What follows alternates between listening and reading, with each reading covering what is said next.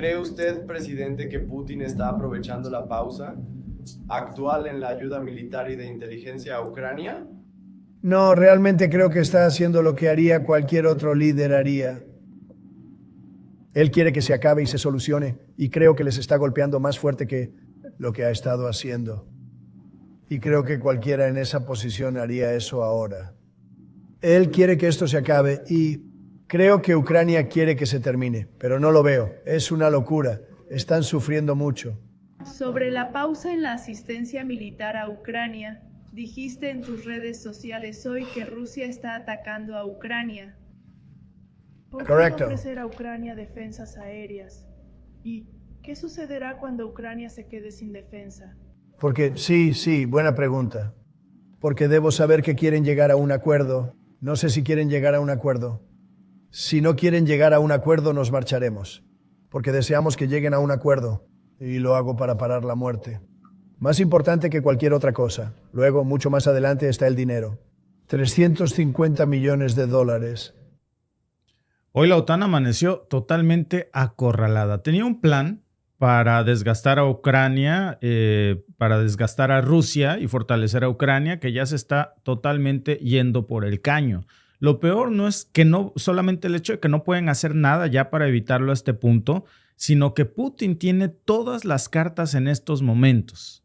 Trump le ha cerrado ya oficialmente la chequera a Zelensky y la OTAN se está acercando a una opción final en donde el único destino que tiene es la derrota frente a Rusia. Es el peor escenario posible que Occidente se pudo haber imaginado. Jamás la OTAN, ni en sus peores pesadillas, se pudo enfrentar a una realidad en donde no solamente tendría que ponerse uno a uno frente al Kremlin, sino también frente a los Estados Unidos.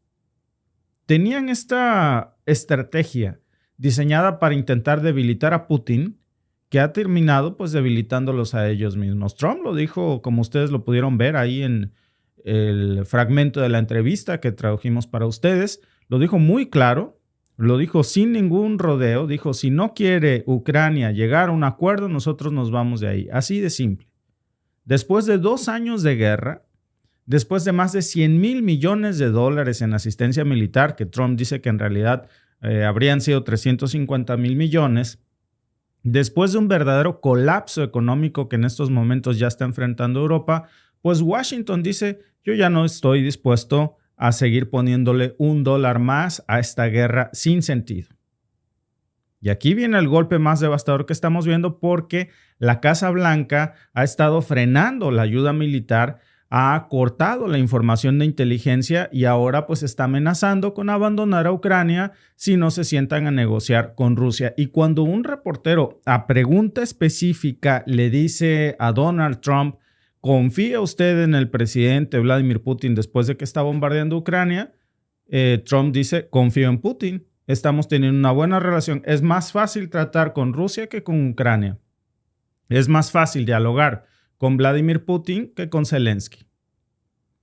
Esto es, amigos, algo de lo que nadie en Bruselas o en Londres quiere hablar. Esto es algo que no es que quieran ocultar, es que quieren ignorarlo. Prefieren ignorarlo porque es sumamente incómodo, es vergonzoso. Por supuesto que para ellos es muy humillante. Recordar las palabras que les acabo de poner ahí en donde Trump dice es más fácil dialogar con Putin que con Zelensky. Le creo más a Putin, a Zelensky no le creo un comino. Y esta guerra se tiene que terminar y quien tiene todas las cartas en estos momentos pues es Rusia, pues significa que su mayor aliado geopolítico de la última década ya no es más su aliado. No en este tema y yo no sé en cuál sí, francamente.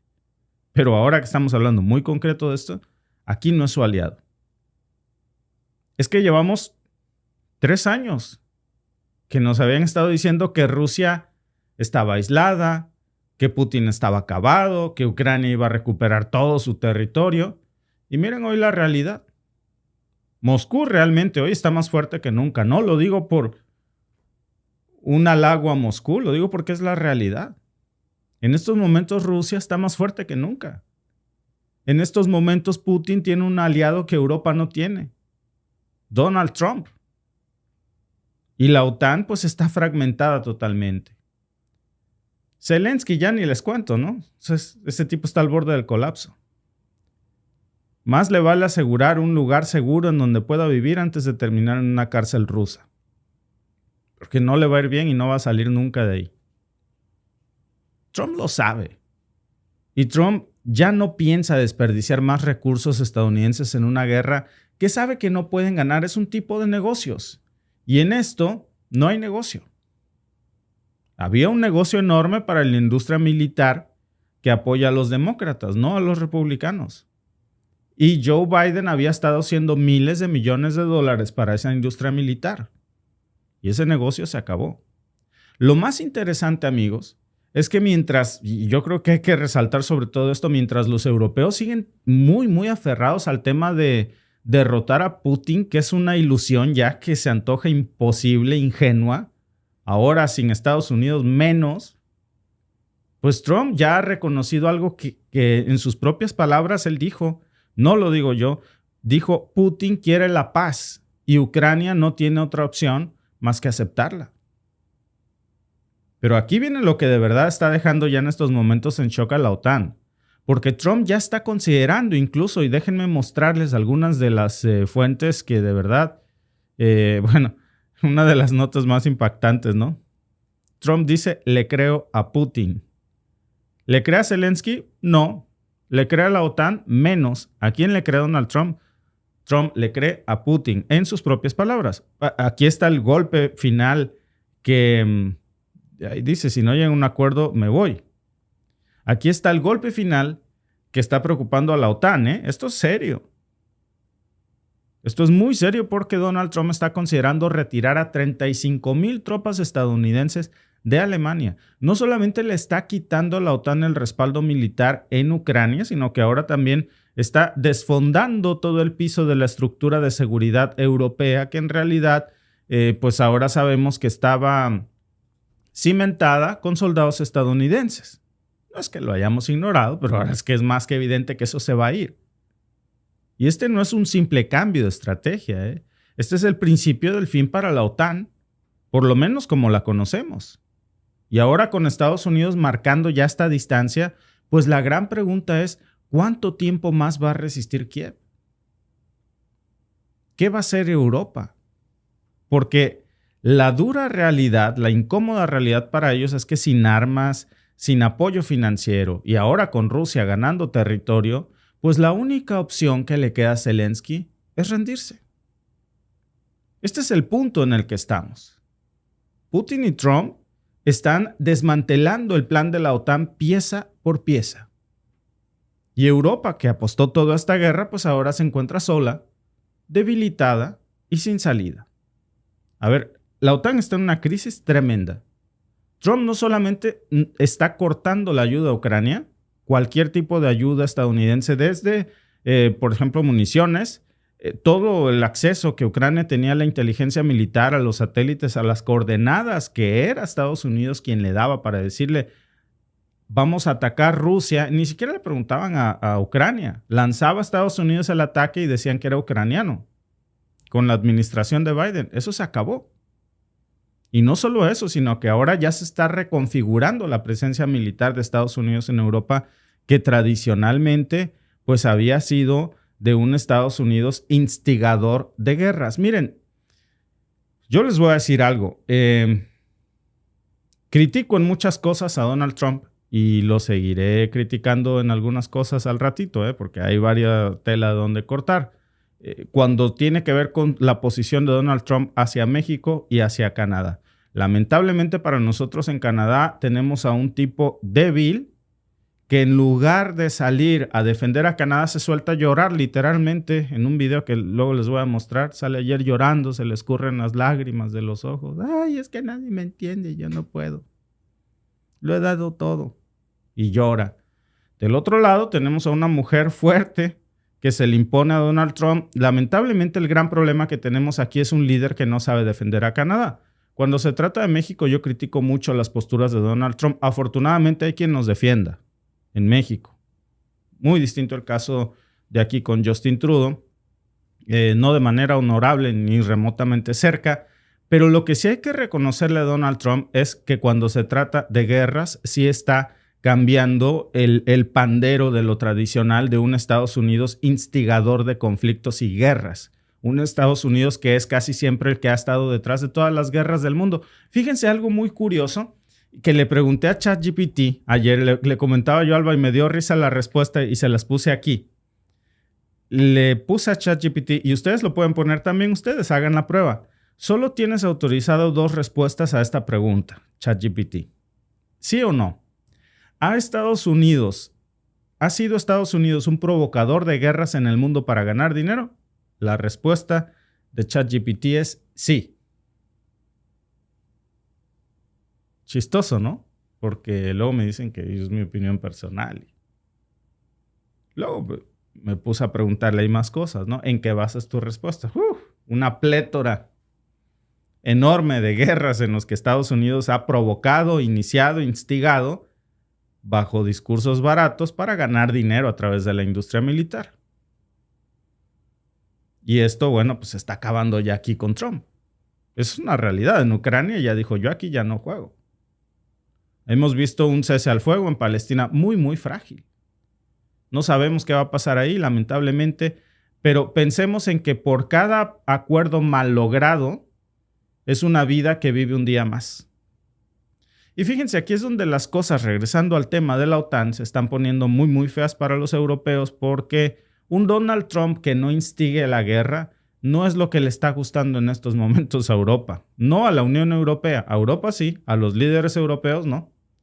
Porque ahora se están dando cuenta que ya no pueden confiar en Washington para sostener su guerra contra Rusia, porque la narrativa se cae. Cuando Trump dice que va a retirar 35,000 tropas de Alemania, y lo vemos en esta nota que ustedes pueden consultar, por supuesto, en distintos medios, pues es un mensaje muy fuerte.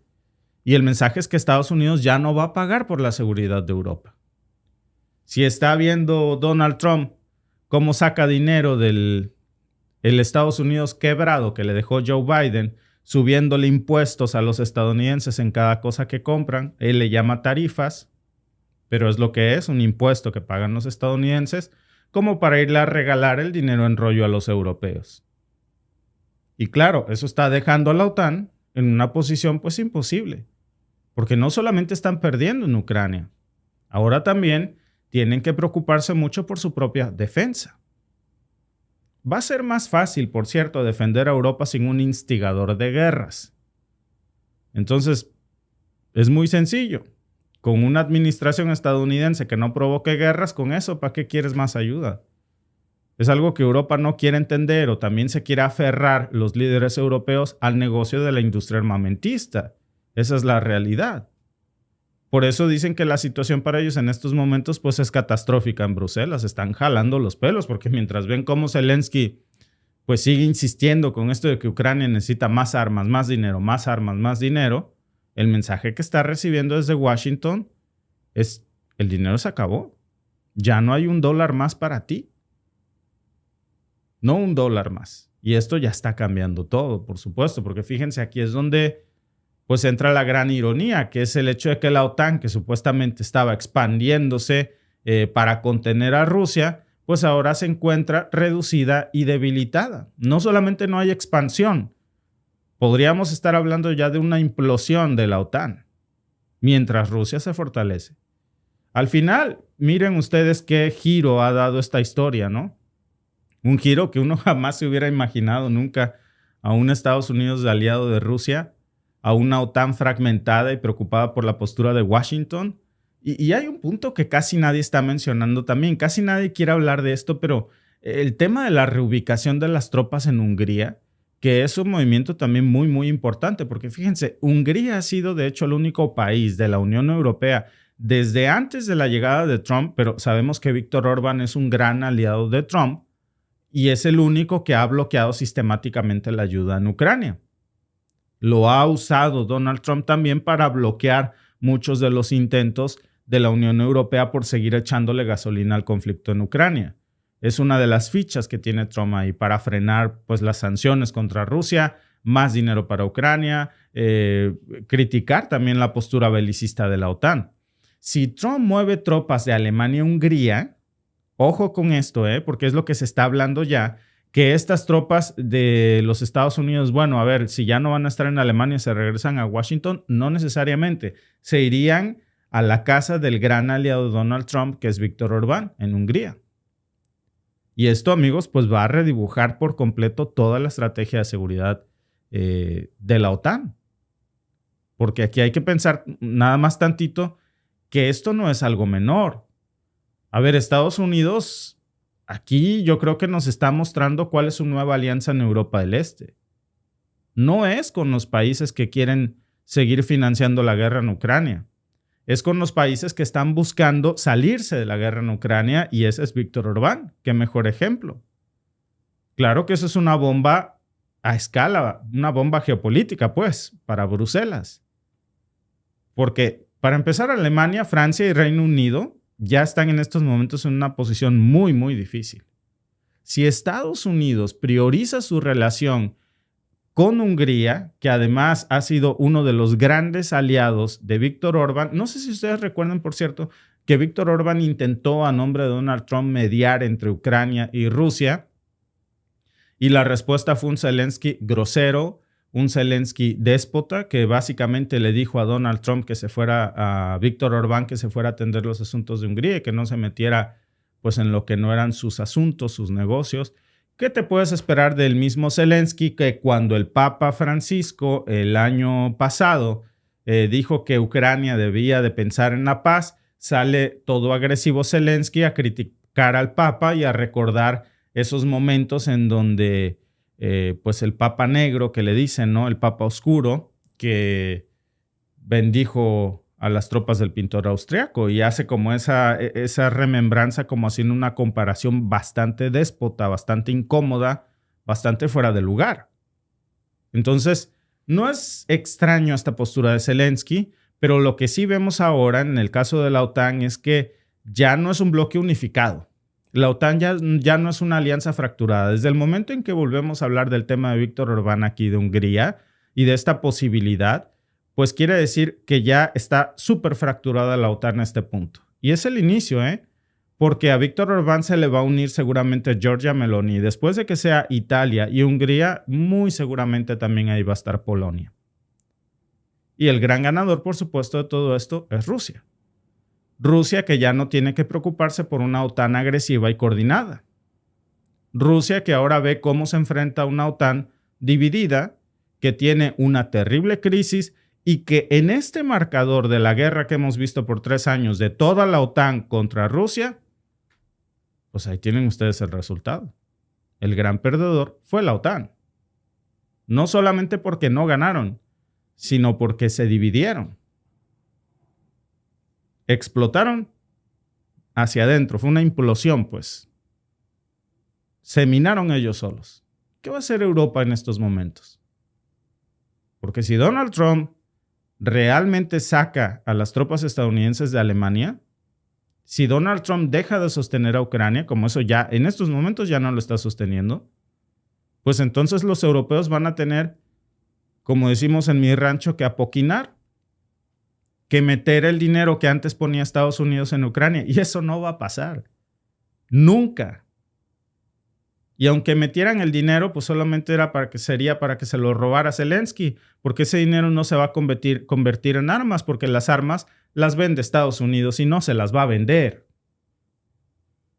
Pueden seguir con esa narrativa de que hay que derrotar a Rusia a toda costa, hay que defender la democracia, la libertad, y entonces... Pero a ver, sin el respaldo de Estados Unidos, toda esa narrativa ya se cae.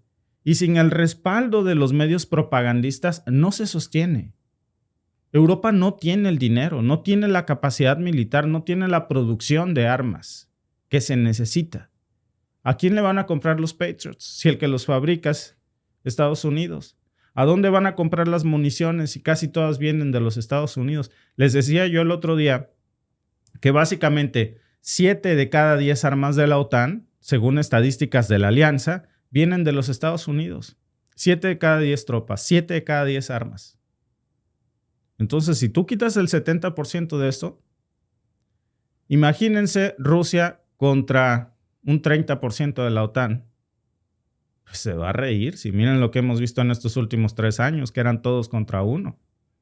Ahora imagínense Rusia contra el 30%. Por eso en estos momentos la OTAN se siente tras las cuerdas, porque este proyecto de usar a Ucrania como pues no como muro de contención, como laboratorio. Bueno, ya tenemos el resultado del experimento. Y no les gustó. Lo que estamos viendo ahora no solamente es el colapso total de la OTAN, es el principio de la alianza. Por lo menos de la alianza como la conocemos. Porque si la alianza ya no puede contar con Washington, pues Europa se queda mermada a un punto mínimo, reducido a una cosa que no es la OTAN. Y al final, pues Europa hoy está atrapada. La OTAN, que por décadas se vendió como el garante de la seguridad occidental, más bien yo diría susador de guerras en el mundo, pues ahora está acorralada. No tiene margen de maniobras. Y lo más alarmante para Bruselas no es solamente la retirada de la Casa Blanca. Es que no tienen con qué llenar ese vacío. Eso es una realidad. Por eso los líderes europeos que le metieron toda la carne al asador a esta guerra, creyendo que Rusia se iba a desmoronar con las sanciones y que iban a acabar con su ejército con el enorme poderío de la OTAN, bueno, pues el tiempo ha demostrado todo lo contrario. Moscú sigue vendiendo su petróleo y gas a Asia. Ahora va a vender aluminio a los Estados Unidos. Su economía se está reorientando a otros mercados, mientras que Europa se está hundiendo en una crisis energética. Mientras que Europa tiene una inflación galopante.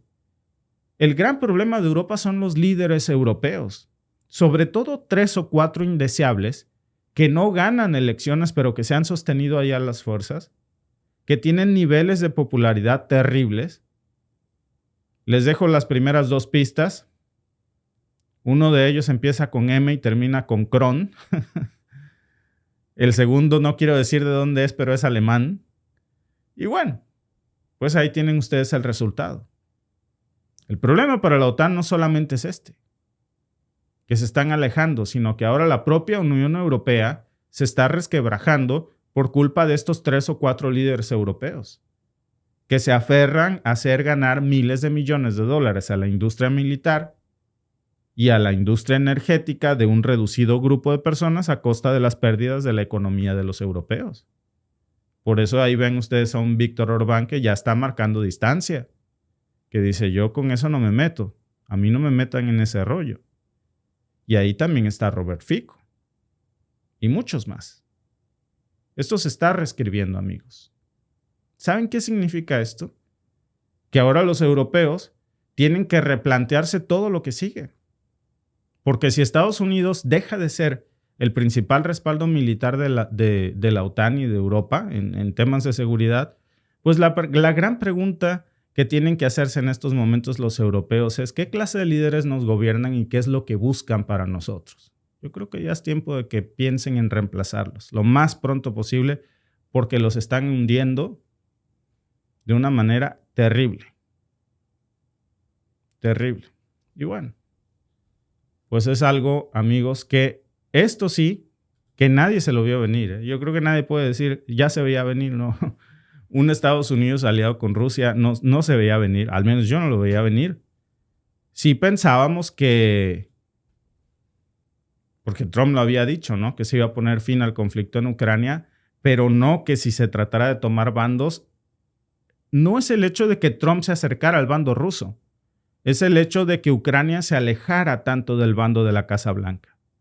Y eso, por ende, ha estado generando esta ilusión de que la Casa Blanca se ha acercado más a Rusia. Vemos a una Rusia cautelosa que dice, bueno, me conviene este momento, pero de eso a que seamos los grandes aliados, yo creo que aprendieron esto de que cada quien tiene que... Es bueno confiar, pero es mejor no confiar. En este tema, pues los giros están increíbles.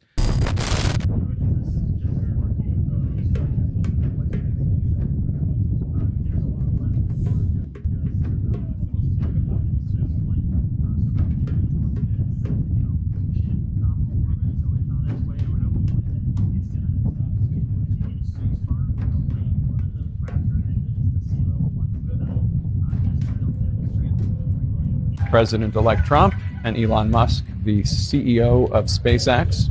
These are live images coming your way. Let's take it in. I don't think we can hear anything. All right, they're walking off.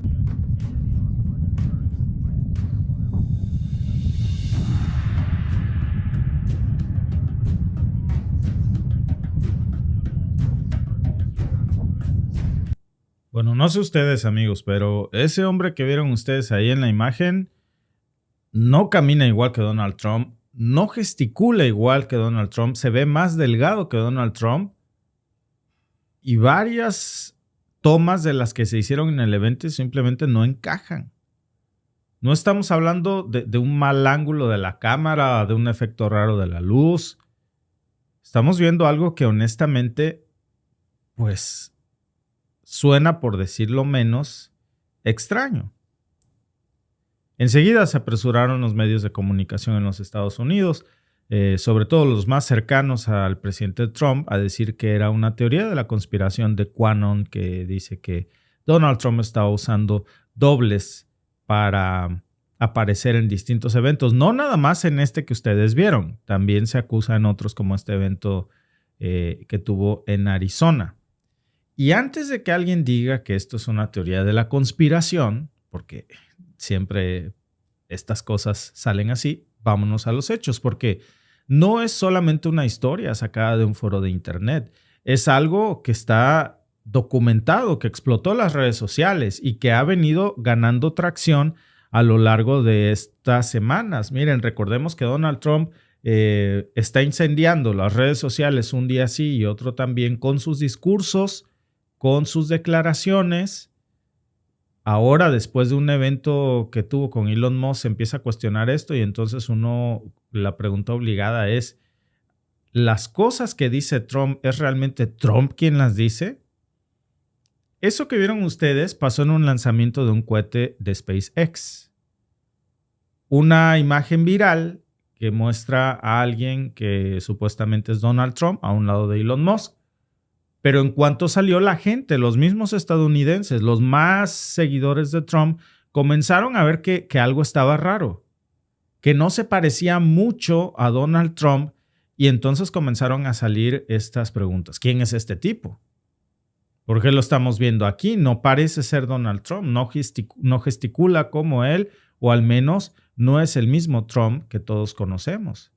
Y la imagen precisamente esa que vieron ustedes en el intro, que es una de tantas que están saliendo en distintos eventos, repito, esa fue el del lanzamiento de SpaceX, pero aquí hay otra que ustedes pueden ir a ver en las fuentes de un evento que tuvo durante su campaña en Arizona. Incluso medios como el Telegraph están hablando de esto, medio inglés. Y si ustedes se fijan, incluso hasta en las mejores y más cuidadas imágenes, se ve, por decirlo menos, muy diferente. Muy diferente del Donald Trump que sale todos los días. Un personaje que ya de por sí solo, el Trump, el original, es una bomba de controversia. No estamos hablando de un empresario cualquiera, de un presidente cualquiera. Y luego Musk, que es alguien que, bueno, ahí se junta dinamita, ¿no? Ya de por sí. Ambos son muy estridentes y aparecen ahora juntos con este, pues, que digamos, Trump alternativo, por no decir que es falso, pero con un Trump que, por decirlo menos, no parece Donald Trump. Y ahora la pregunta obvia es, ¿Trump usa dobles? Porque si esto es cierto, entonces déjenme decirles, la situación cambia completamente. No es nada más una anécdota curiosa. Estamos hablando del presidente de los Estados Unidos y esto tiene implicaciones diplomáticas y geopolíticas.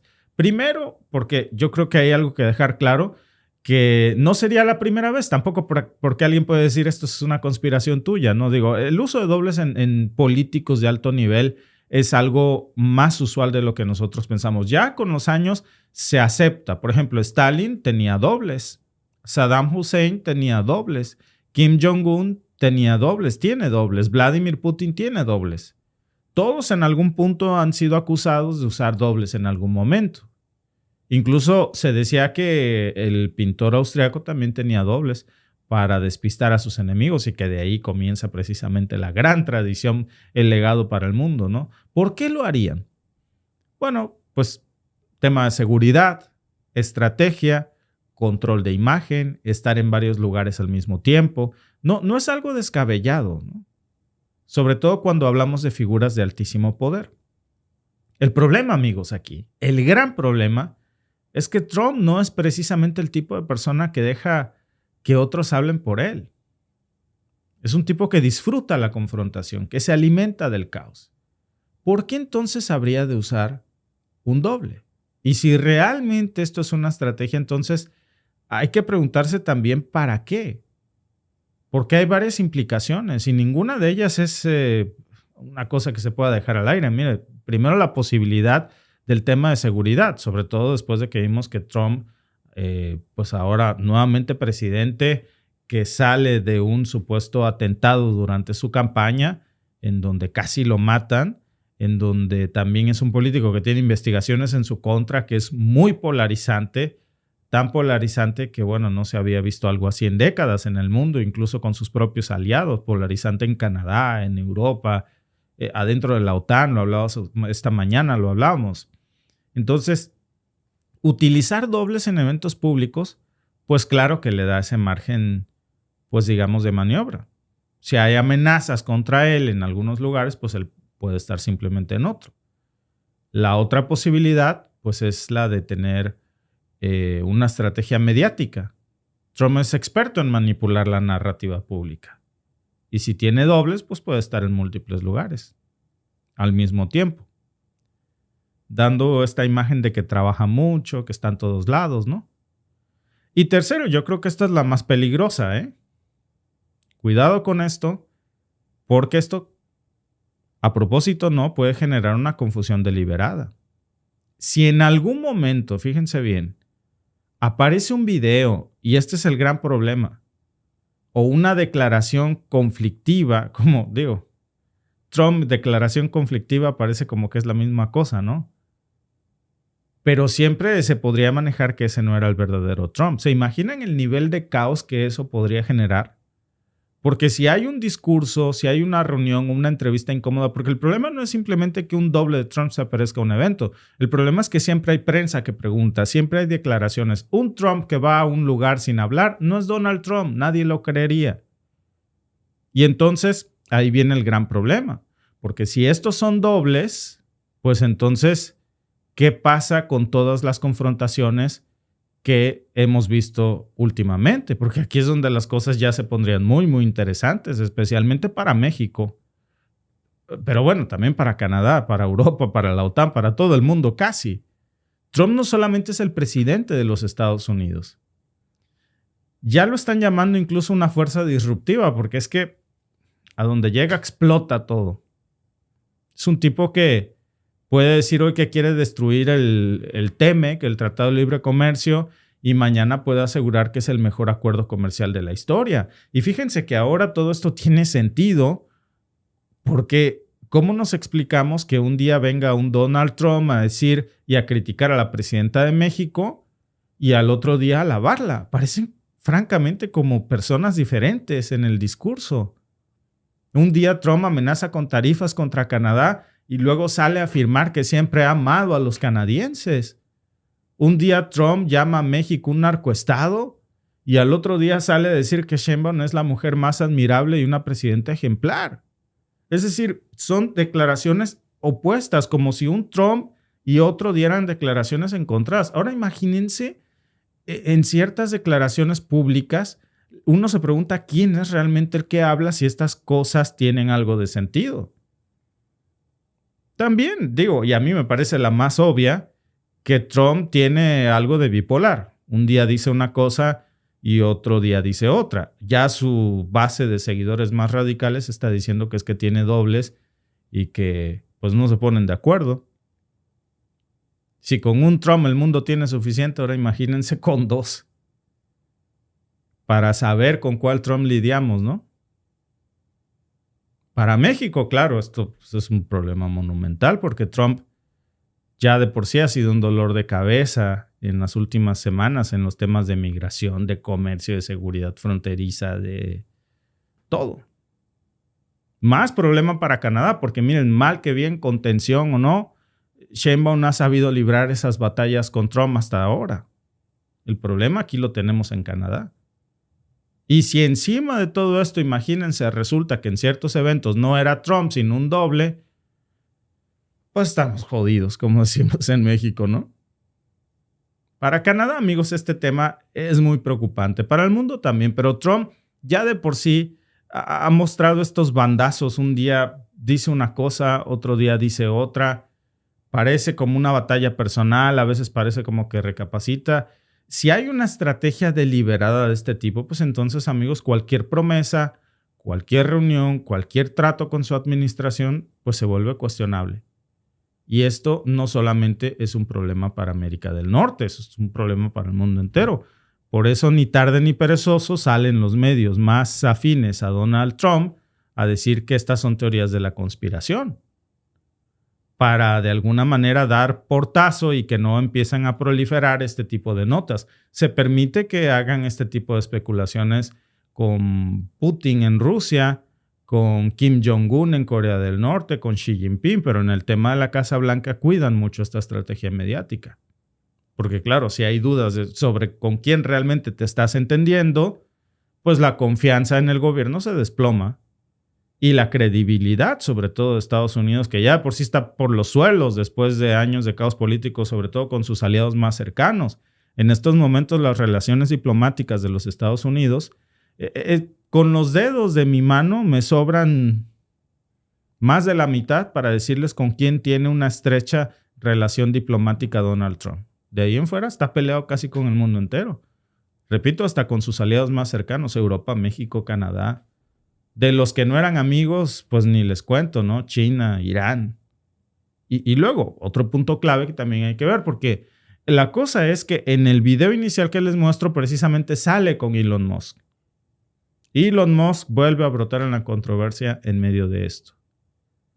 Que pues es una persona que ya solito, pues él tiene suficiente para incendiar al mundo con sus declaraciones polarizantes. Ahora imagínense en medio de esta controversia, ¿no?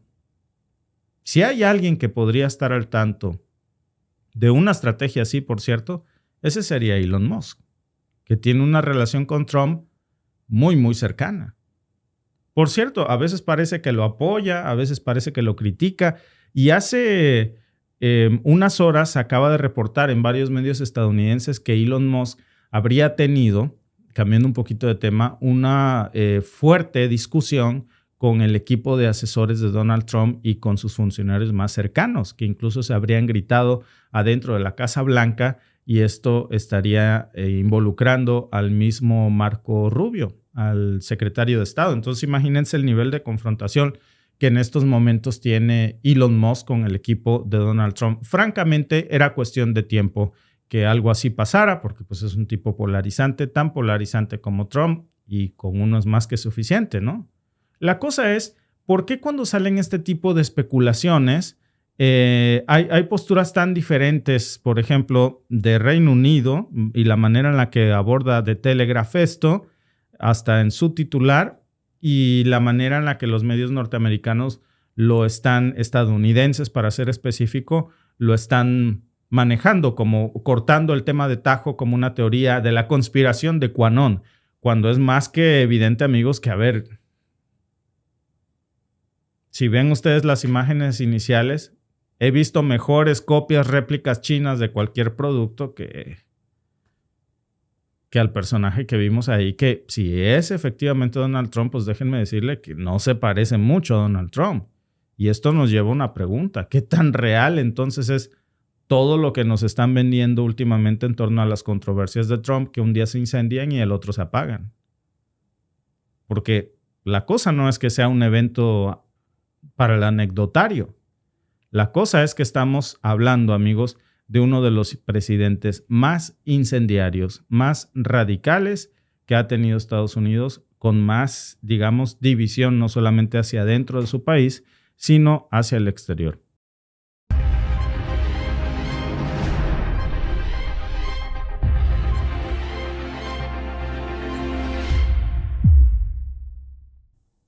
Tenemos que tener muchísimo cuidado con esto, amigos, porque parece que los dardos de Donald Trump apuntan hacia robarle a México un pequeño territorio, que es una de las pocas victorias que México ha logrado tener contra Estados Unidos. Es el único territorio que los Estados Unidos no nos pudieron robar. Y si la lógica y la sana crítica, como decimos los abogados en México, nos indican algo, es que los dardos de Trump están apostando justo allí. Miren, imagínense esto.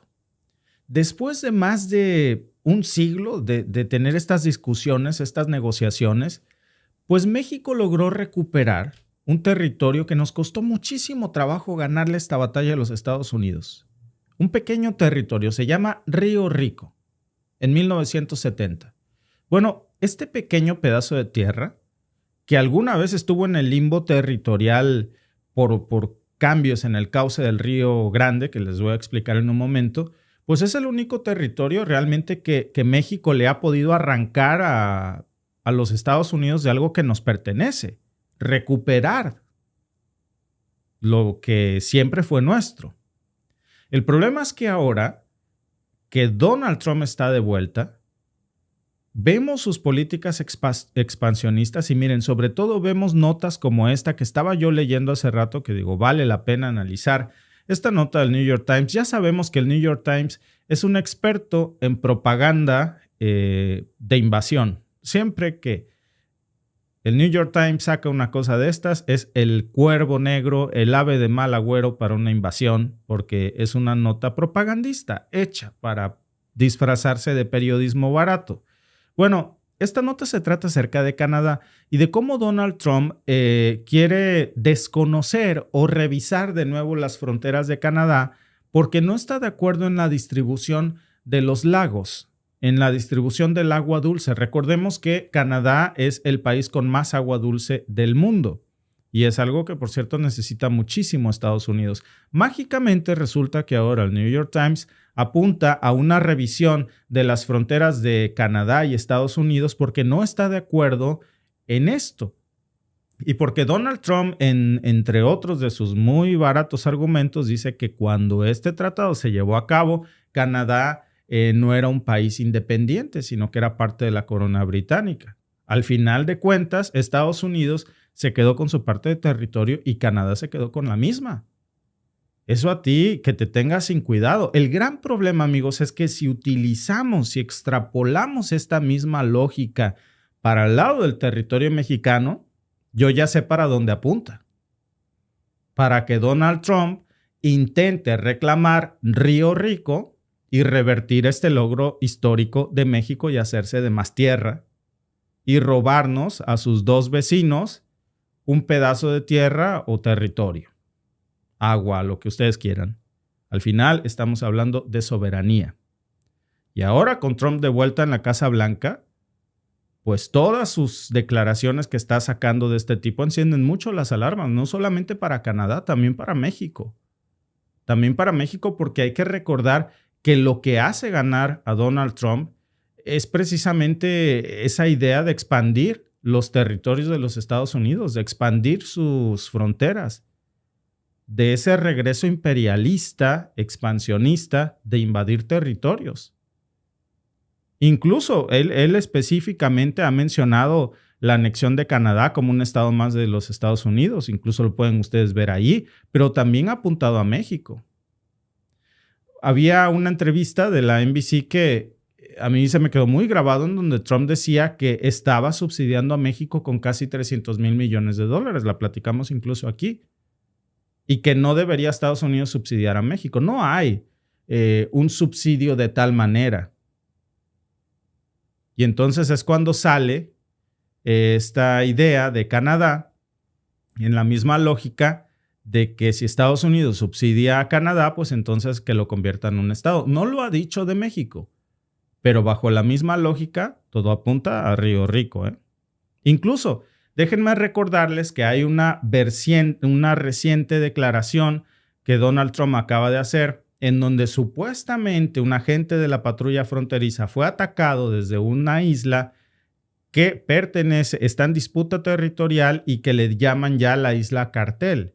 y que es peligroso bajo esta retórica que siga bajo el control de México y entonces seguramente apunta esto para allá.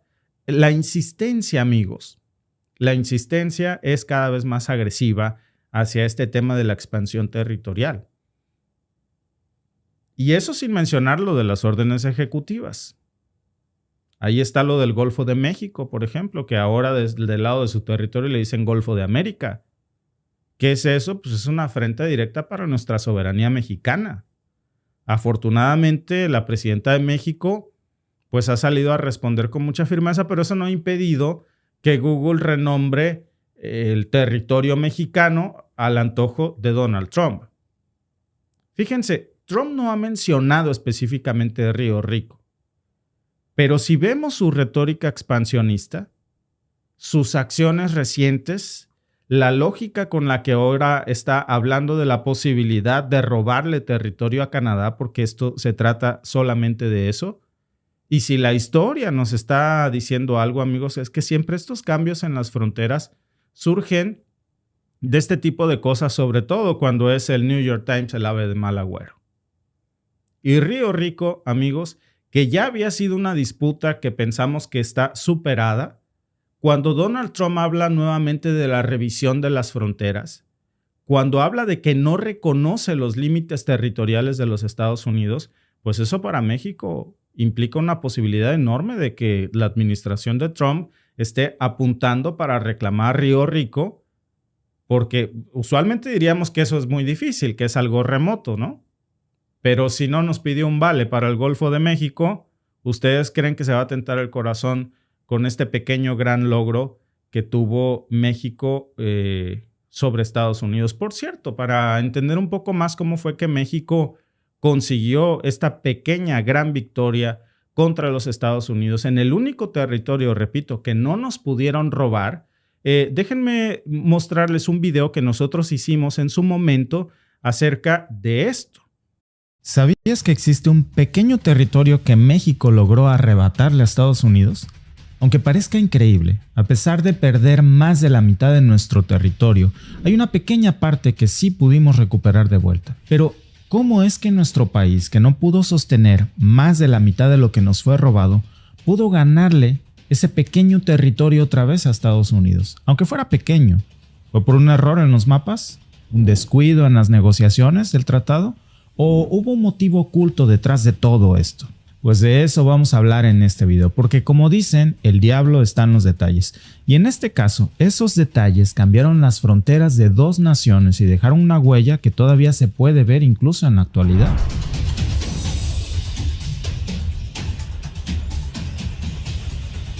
Para comprender qué nos llevó a perder más de la mitad de nuestro territorio primero y que a su vez nos dejó la puerta abierta para que peleáramos de vuelta una pequeña parte, tenemos que retroceder un poquito en el tiempo, cuando Washington nos arrebató gran parte de lo que era nuestro solo para expandir más su propio territorio hacia el oeste. Como sabes, a esto se le conoció en un principio como el famoso Destino Manifiesto, y este conflicto estalló en 1846 y duró hasta 1848, una guerra que dejó una herida que incluso hasta hoy nos sigue doliendo y que terminó con la famosa firma del infame Tratado de Guadalupe Hidalgo.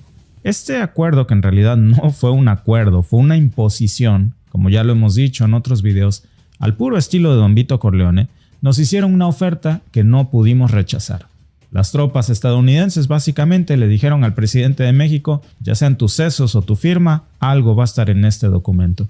Y al final del día, con la firma de este tratado, no solo se marcó el fin del conflicto bélico, sino que también se marcó un cambio territorial muy drástico en nuestras fronteras. Más de la mitad del territorio de México pasó a manos de los Estados Unidos.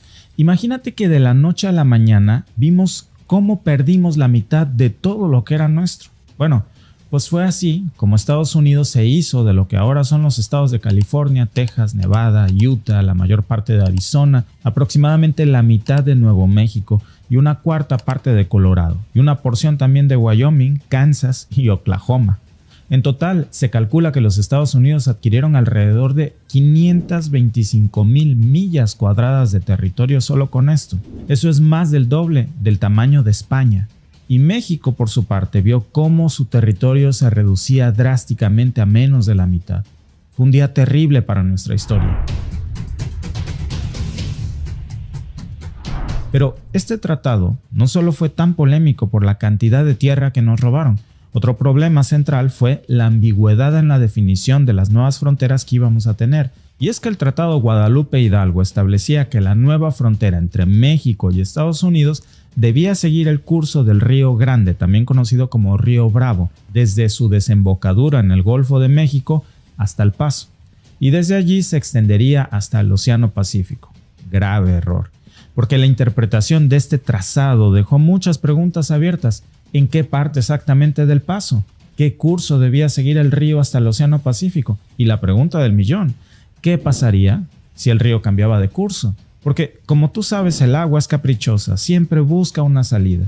Y los ríos no son puntos estáticos. Pueden moverse y cambiar de curso por muchísimas razones. Por ejemplo, por la erosión del suelo, inundaciones, terremotos y por muchos fenómenos naturales. Entonces, ¿qué pasaría si el río Bravo cambiara su curso y fluyera en un lugar en donde anteriormente no lo hacía? ¿Cambiaría de dueño la tierra que ahora se encontraba del otro lado del río? Pues adivina qué. Esto no es un escenario hipotético. De hecho, ha ocurrido en varias ocasiones a lo largo de la historia. Por ejemplo, en la controversia del Chamizal, un tramo de tierra de 600 acres en la frontera entre Texas y Ciudad Juárez. Esto se convirtió en un punto de contención durante más de un siglo debido a los cambios en el curso del Río Grande. Esto llevó a una disputa territorial entre los dos países que duró desde 1864 hasta 1963, cuando finalmente se llegó a un acuerdo. ¿Y qué pasaría si una compañía estadounidense de irrigación hiciera literalmente una zanja y cambiara el curso del río a propósito? Tal vez te suena como algo muy tonto, pero de nuevo, adivina qué. Pues pasó. Y esa compañía fue la Compañía de Irrigación y Terrenos de California, que con la excusa de convertir el desierto árido del lado estadounidense en tierras cultivables, la CIC diseñó un plan que supuestamente requería la construcción de un sistema de irrigación a gran escala.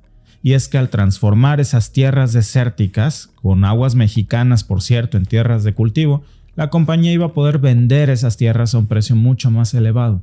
Así que para implementar ese plan, en 1901, la famosa CIC empezó a construir un canal gigantesco conocido como el Canal Álamo, que tenía el objetivo de desviar las aguas del río Colorado hacia las tierras desérticas. ¿Crees que en toda esta historia a la compañía no se le ocurrió que desviar el cauce del río cambiaría las fronteras? Bueno, pues precisamente aquí es donde las cosas se complican aún más, y es que el Canal del Álamo tenía un defecto de diseño enorme, intencional o no. Este canal no permitía controlar el flujo del agua, o sea, que no tenía compuertas.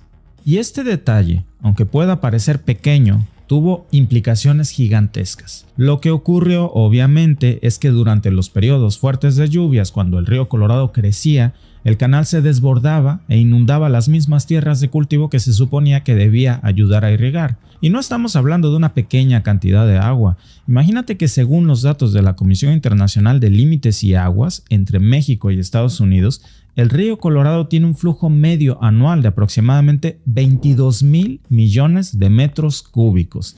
Para ponértelo en contexto, eso es casi 9 veces el volumen de agua que el río Tamisí transporta al mar en un año. Ahora, imagínate toda esa agua fluyendo hacia tierras de cultivo. Pero eso es lo menos en esta historia. ¿Recuerdas lo que te dije de la ambigüedad en la definición de las fronteras que mencionamos antes? Bueno, pues resulta que la construcción del Canal del Álamo agravó aún más este problema, porque el canal, al desviar el curso del río Colorado, terminó alterando las fronteras entre México y Estados Unidos. Eso sin mencionar aquí que el hecho de que una compañía estadounidense controlara el flujo de un río que formaba parte entre la frontera de dos países generó una serie de problemas y tensiones. Por ejemplo, la más básica, ¿tenía esta compañía estadounidense el derecho legal de alterar el curso del río? Dado que pues este formaba parte de la frontera entre los dos países. ¿Podía una empresa privada determinar solo por ella misma el flujo del agua? y por lo tanto potencialmente alterar nuestras fronteras? Pues ese problema explotó en 1864, cuando una serie de inundaciones golpearon el área y terminaron por alterar permanentemente la dirección del río Bravo. Se dice que las inundaciones fueron tan grandes y violentas que cambiaron el curso del río de una manera significativa. El río, que hasta entonces fluía en una dirección claramente definida, se desvió, creando un nuevo canal, y ese nuevo canal tuvo implicaciones geopolíticas muy fuertes para nuestro país, porque con ese cambio de curso que México no provocó, por cierto, se formó este lugar llamado Río Rico, una porción de tierra que inicialmente estaba al norte del río, o sea, del lado estadounidense y por lo tanto en territorio estadounidense, y de repente, después de que se cambió el curso del río, esa misma porción de tierra estadounidense pasó a estar del lado de México. Así que Río Rico estaba en una especie de limbo territorial. Ya no era de Estados Unidos, pero tampoco era de México aparentemente. Ahora, tal vez puedas pensar que los dueños de esta compañía fueron demasiado tontos por haberle hecho perder a Estados Unidos un pequeño pedazo de tierra que estaba en el limbo y que ahora México podía reclamar porque ya estaba del lado nuestro. Pero créeme, de tontos no tuvieron un pelo. Resulta que en 1897, con la llegada de la compañía de cortadores de caña de Arizona, aprovecharon precisamente ese limbo territorial que hicieron y comenzaron a operar en Río Rico. ¿Para qué? Bueno, es que era un pequeño paraíso fiscal. Como la tierra no estaba bajo jurisdicción ni de Estados Unidos ni de México, la compañía pudo establecerse ahí sin pagar impuestos ni regulaciones de ningún tipo. Incluso pudieron en ese momento haber declarado a Río Rico como un país independiente si hubieran querido. Y ese fue apenas el comienzo. Durante los años de la prohibición en los Estados Unidos, este pequeño lugar se convirtió en el paraíso de impunidad para todos los grandes capos que buscaban evadir las leyes estadounidenses que prohibían básicamente la producción, la venta y el transporte de alcohol. Hablamos de la época de la prohibición, también conocida como la Ley Volstead, por la que Estados Unidos prohibía a través de su enmienda número 18 el consumo de alcohol. Pero del lado mexicano lo que nos sobraba era alcohol por montones, y esa diferencia en la política de alcohol entre los dos países creó una oportunidad para el contrabando y el comercio ilícito. Y qué mejor lugar para establecer una base de operaciones de contrabando que Río Rico, estratégicamente ubicada a propósito justo al sur de la frontera.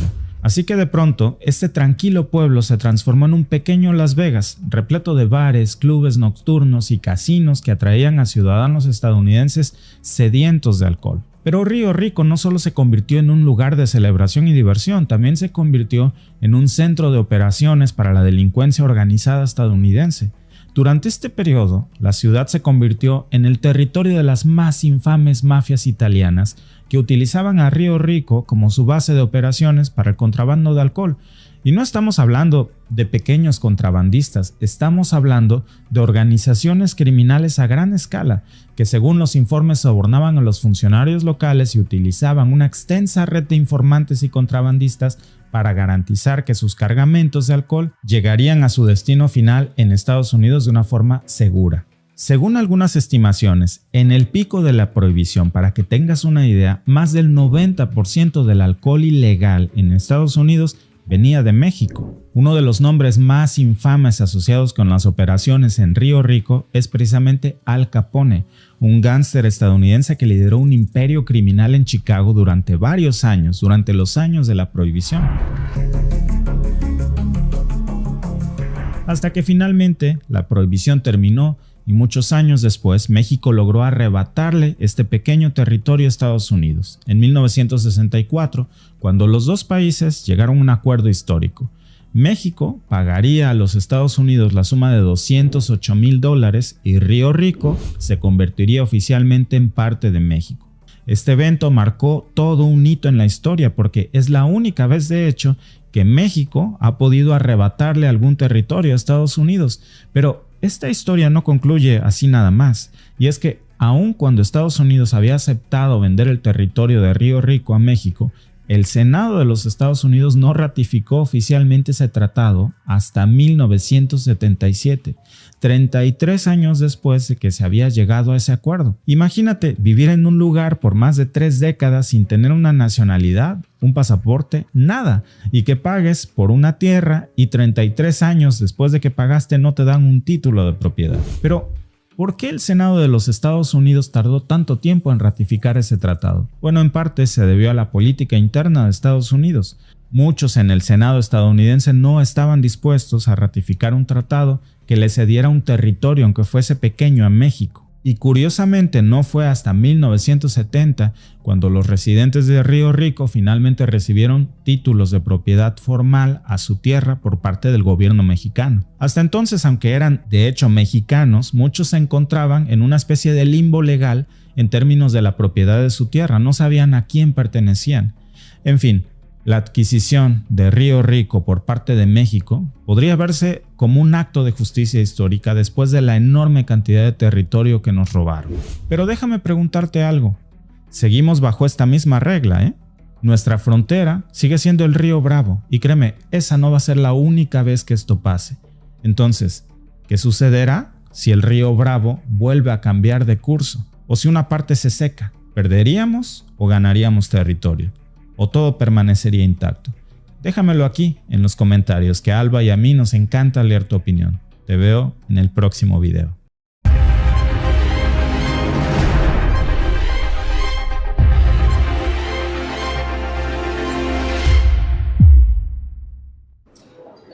Hola a todos amigos, bienvenidos a nuestro streaming. No estamos en el estudio, estamos en el aeropuerto de Toronto a punto de tomar un vuelo, pero esto si no lo comparto hoy tendrá que ser hasta mañana y me parece muy importante porque lo que está sucediendo en estos momentos en los Estados Unidos es simplemente, amigos, simplemente impactante. Fíjense, Donald Trump no solamente hundió a la economía de los Estados Unidos, sino que encima tiene el descaro ya de decirle a los estadounidenses que se callen la boca sobre el precio de los alimentos.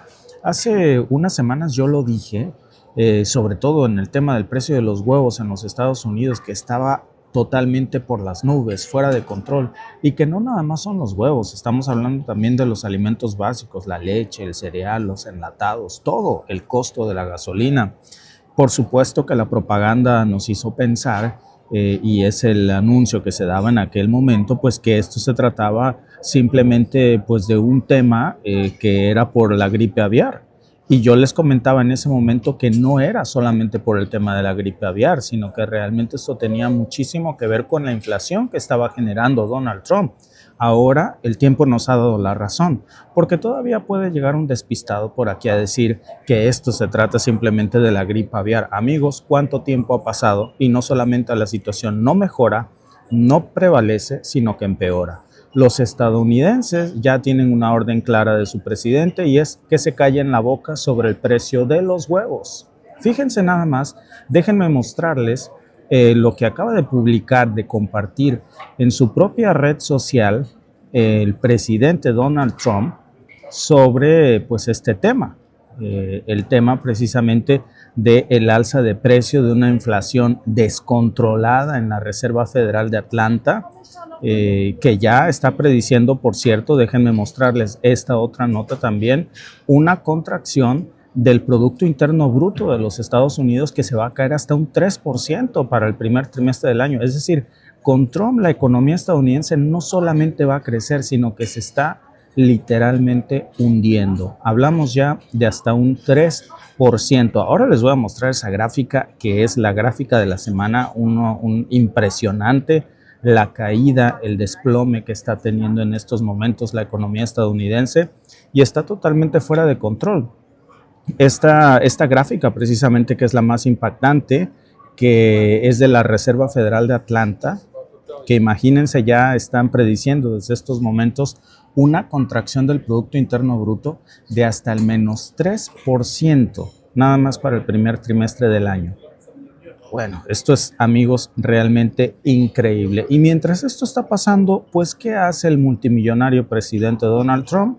Pues está en Mar-a-Lago jugando golf con el dinero de los contribuyentes estadounidenses y vendiendo la idea de que todo está perfectamente bajo control. Pero lo peor, amigos, es que su base de seguidores realmente lo creen. Es decir, lo peor de todo es que haya, con todo respeto, tontos que sigan creyendo que es normal que tengan una caída, un desplome de su economía cuando todo se está derrumbando a su alrededor. La economía estadounidense se está tambaleando literalmente, los precios de los alimentos están por las nubes. Y Wall Street pues ya está advirtiendo sobre una posible recesión brutal. Por eso Donald Trump tuvo que recular esta semana en el tema de los aranceles. Esto no fue, amigos, una concesión para la presidenta Claudia Sheinbaum. Esto no fue una concesión para México. Fue miedo a lo que sabía perfectamente que México podía ser de regreso, de vuelta. Es tan simple como esto. Y bueno, pues ahora ya estamos viendo cómo precisamente Donald Trump comparte este artículo de Charlie Kirk en su propia red social, en Truth Social, en donde literalmente, vean ustedes ahí lo que dice: cállense sobre los precios de los huevos. Trump está salvando a los consumidores millones de dólares. ¿Es real esto que está compartiendo Donald Trump? Digo, por supuesto que es real, más bien estoy pensando en voz alta, porque ¿en qué momento jugar golf y hacer guerras comerciales fallidas se convierte en un tema heroico de salvar a la economía estadounidense, cuando lo que estamos viendo es que se están yendo al precipicio? Y luego, amigos, pues no hay que olvidarnos de que estamos hablando del mismo Donald Trump, que prometió todo lo contrario. Digo, la manera en la que Trump gana la elección es prometiendo que la inflación iba a desaparecer en el primer día que llegara a la Casa Blanca. ¿Se acuerdan? En un día dijo que iba a resolver el tema inflacionario, y no solamente no lo resuelve, sino que ahora está mucho peor. Y lo que está haciendo, pues es exactamente lo contrario. Vemos cómo estas políticas erráticas de Donald Trump, el tema de sancionar al mundo entero con aranceles, el desastre que tiene la Reserva Federal, que ya está advirtiendo que lo que se viene para los Estados Unidos, vean ustedes, es precisamente una estanflación, bajo crecimiento económico combinado con una inflación altísima. Si pueden ustedes echarle una leída a ese artículo, de veras no tiene desperdicio. Lo que predice pues es desempleo, es crisis, es más familias estadounidenses pues que evidentemente van a tener que sufrir para poder llegar a fin de mes. Incluso ya la International Chamber of Commerce, el mismo Wall Street Journal, ya hablaron también de un escenario que va a ser apocalíptico para los Estados Unidos. Bueno, incluso si ustedes revisan estos artículos, ahí lo pueden ustedes confirmar, en donde ya se está hablando de una gran depresión provocada por las políticas arancelarias de Donald Trump. Estas que, por cierto, ya amenazan con volver a atacar en un mes. Y si alguien, amigos, pensaba que la administración de Trump tenía alguna solución para la crisis económica, pues prepárense, amigos, prepárense, porque la respuesta que dieron es una joya. Fíjense, la secretaria de Agricultura, Brooke Rollins, ya está diciendo, salió en Fox News con su gran idea de que para la estadounidense que se están enfrentando a la subida de precios, comprar gallinas y producir sus propios huevos en el patio de su casa, pues es la solución. ¿Se acuerdan incluso que yo se los comentaba hace unos días? Vaya, ¿qué idea es esta? Promover que la solución es que los estadounidenses tengan sus propias gallinas. No es broma, amigos. Según ellos, una vez que esta depresión económica comience, la gran solución va a ser esa: que monten granjas caseras en los patios traseros de su casa. Esto, amigos, ya de verdad es surrealista. Esto es literalmente el equivalente a decir que si la gasolina sube demasiado de precio, pues lo mejor es que vendas tu carro y que te compres un caballo. No es un comentario aislado, amigos. Esta es la misma lógica que ya está usando la propaganda que defiende a Donald Trump en noticieros como Fox News, que están manejando este tema, intentando pues disfrazar el desastre económico de un patriotismo económico de te toca sufrir, pero es por el bien de América. Y bueno, pues dicen que es con la promesa de traer a las grandes empresas estadounidenses de regreso a los Estados Unidos. Pero este camino que está tomando Donald Trump, definitivamente, amigos, es un camino sumamente raro. Y luego está el tema de su guerra comercial contra China. que costó miles de millones de dólares en subsidios para compensar las pérdidas de los agricultores afectados. Y ahora, pues con el colapso en los mercados y con una inflación disparada, pues su única respuesta es cállense y compren gallinas. Es, amigos, realmente increíble lo que estamos viendo aquí. Pero la gran hipocresía, fíjense, no termina aquí. Porque resulta que mientras Trump y su equipo están repitiendo que todo está bien, los mismos mercados están en pánico. La bolsa de Nueva York ya tuvo su peor inicio de año en más de una década y encima los datos de inversión en bienes raíces pues están mostrando una caída del 12% solo en el primer mes del año. Esta información, amigos, que hoy estamos viendo es terrible para los Estados Unidos.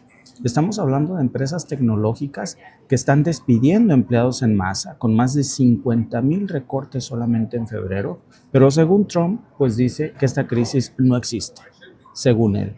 Y mientras todo esto pasa, pues ¿qué está haciendo Donald Trump?